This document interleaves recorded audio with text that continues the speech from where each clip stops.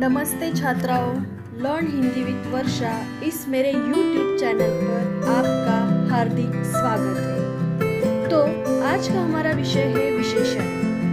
मैं जहाँ हूँ वहाँ की बात तुम सोच तक नहीं सकोगी। बहुत बड़ा मकान है, शानदार बाग है, दूर बड़े बड़े पेड़ों के जंगल है, बड़े कड़ाके की ठंड पड़ रही है, हवा में ऊंचे ऊंचे पेड़ों की फुनगियाँ झूम रही है। तो ऊपर रेखांकित शब्द इस पत्र में आए संज्ञा सर्वनाम शब्द की विशेषता बता रहे हैं। तो इनके प्रयोग से भाषा सुंदर होती है। तो विशेषण की परिभाषा देखेंगे हम। वे शब्द जो संज्ञा तथा सर्वनाम की विशेषता बताते हैं उन्हें विशेषण कहा जाता है। तो विशेषण के चार भेद है। पहला प्रकार है गुणवाचक विशेषण, दूसरा प्रकार है संख्यावाचक, तीसरा प्रकार है परिमाणवाचक और चौथा प्रकार है सार्वनामिक विशेषण। तो ये विशेषण के चार प्रकार हैं, एक एक करके हम पढ़ेंगे। तो सबसे पहला जो प्रकार है वो है गुणवाचक विशेषण। जिन विशेषण शब्द से संज्ञा अथवा सर्वनाम शब्द के गुण,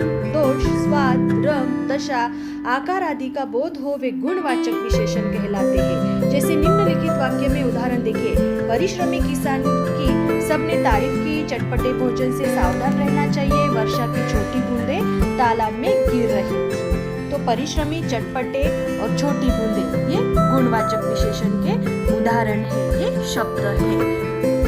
आगे देखेंगे हम दूसरा प्रकार।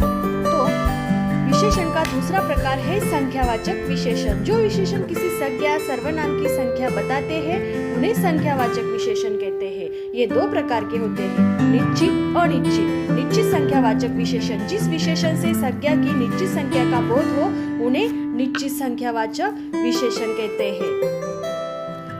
अनिश्चित संख्यावाचक विशेषण, जिस विशेषण शब्द से संज्ञा की निश्चित संख्या का बोध न हो उन्हें अनिश्चित संख्यावाचक विशेषण कहते हैं। जैसे पलंग पर कुछ धुले हुए वस्त्र है, सारे खिलाड़ी थक चुके हैं, हमारे पास थोड़े ही पैसे हैं। तो कुछ, सारे, थोड़े ये अनिश्चित संख्यावाचक के उदाहरण है।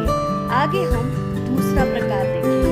तो आगे का प्रकार है परिमाणवाचक विशेषण। वस्तु के माप तौल संबंधी परिमाण को बताने वाले विशेषण परिमाणवाचक विशेषण कहलाते हैं। तो उसके भी दो प्रकार हैं। पहला प्रकार है निश्चित परिमाण, दूसरा है अनिश्चित परिमाण। जैसे निश्चित परिमाण, माँ ने 2 किलो दूध से खीर बनाई, 1 कटोरी चीनी हलवे में डाल दो, 1 लीटर पानी वाले बोतल दे दो, बाजार से 2 मीटर कपड़ा लाओ। निश्चित परिमाण है, माप तौल का जो साधन है वो निश्चित है, लीटर, मीटर, किलोग्राम ये परिमाण है। तो आगे हम देखेंगे उसका दूसरा उपप्रकार अनिश्चित परिमाणवाचक विशेषण। जो विशेषण शब्द जो विशेष के परिमाण का निश्चित बोध नहीं कराते उन्हें अनिश्चित परिमाणवाचक विशेषण कहते हैं। जैसे थोड़ा पानी पिला दो, मुझे मुट्ठी भर चने खाकर मजदूर काम पर निकल पड़ा, फिर बोतल में अधिक तेल न था, एक तरफ अन्न का ढेर पड़ा था। तो ये हो गए अनिश्चित परिमाणवाचक के उदाहरण। थोड़ा, अधिक, कम, ज्यादा, यह है अनिश्चित। आगे का प्रकार देखेंगे हम सार्वनामिक विशेषण। जो कोई सर्वनाम वाक्य में संज्ञा से पहले जोड़कर उसकी ओर संकेत करते हुए विशेषता बताता है उसे सार्वनामिक विशेषण कहते हैं। जैसे यह पलंग बहुत सुंदर है, इस कैमरे को ध्यान से देखो, वह लड़का बहुत होशियार है, इस पुस्तक में बहुत अच्छी तस्वीर है। तो संज्ञा के पहले जो भी सर्वनाम आया है वो है सार्वनामिक विशेषण। इस प्रकार हमने विशेषण के 4 प्रकार देखे हैं। मुझे लगता है आपको समझ में आए होंगे। आपका दिन शुभ हो। तो धन्यवाद छात्राओं।